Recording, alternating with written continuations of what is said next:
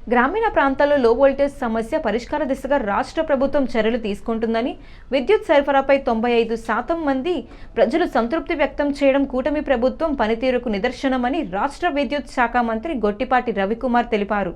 మండపేటలో 33/11 KV substation Teki గ్రామంలో 33/11 KV substation ప్రారంభోత్సవ కార్యక్రమంలో ముఖ్య అతిథిగా రాష్ట్ర విద్యుత్ శాఖ మంత్రి గొట్టిపాటి రవికుమార్ పాల్గొన్నారు. ఈ సందర్భంగా ఆయన మాట్లాడుతూ మండపేట టేకి గ్రామంలో 33/11 కేవీ సబ్స్టేషన్ల ప్రారంభంతో వ్యవసాయానికి, పరిశ్రమలకు నాణ్యమైన విద్యుత్ సరఫరా అందుబాటులోకి రానున్నదని తెలిపారు. అనంతరం మీడియా వారితో మాట్లాడుతూ గత ప్రభుత్వ హయాంలో బయట నుంచి విద్యుత్ కొనుగోళ్ల వల్ల 30,000 కోట్ల రూపాయల ఆర్థిక భారం పడిందని, 9 సార్లు విద్యుత్ ఛార్జీలు పెంచారని గుర్తు చేశారు. ప్రభుత్వం అధికారంలోకి వచ్చిన 19 నెలల కాలంలో ఒక్కసారి కూడా విద్యుత్ ఛార్జీలు పెంచలేదని గొట్టిపాటి రవికుమార్ స్పష్టం చేశారు.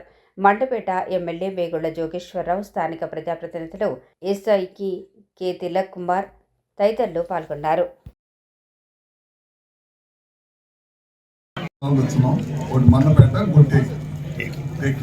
ఈ రెండు ప్రారంభిస్తున్నాం. ఒక్కోటి 2,60,00,000 తోటి కన్స్ట్రక్ట్ చేయడం జరిగిపోయింది.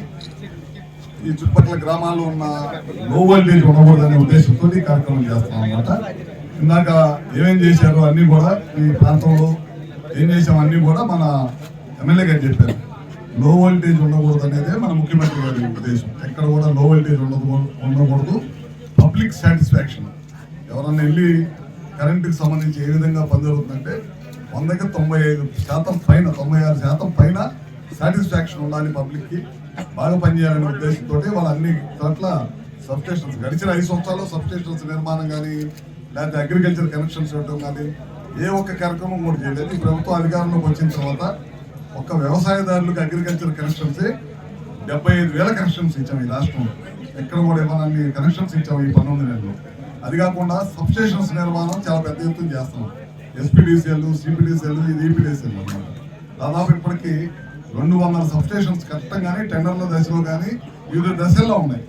ఇవి కాకుండా 220 కేవీలు, 132 కేవీ, అట్లానే 400 కేవీలు ఇవి కూడా కావాలనే దానికోసం అవి కూడా చాలా పెద్ద ఎత్తున కడుతున్నాం. మన మండపేట కాన్స్టిట్యూన్సీలో కూడా భూమిని చూస్తున్నాం, భూమి సేకరణ కోసం చూస్తున్నాం.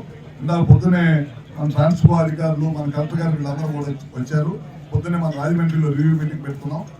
రాబోయే ఫ్యూచర్లో కరెంటు వాడకం పెరుగుతుంది. ప్రభుత్వం ఉత్పత్తి కూడా పెంచాలి.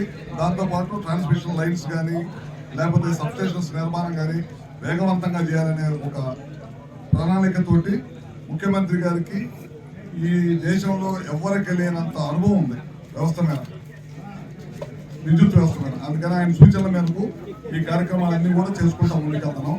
ముఖ్యంగా ఇందాక మనం ఇది అయిపోయిన తర్వాత అక్కడ రివ్యూ మీటింగ్ పెట్టుకుంటాం.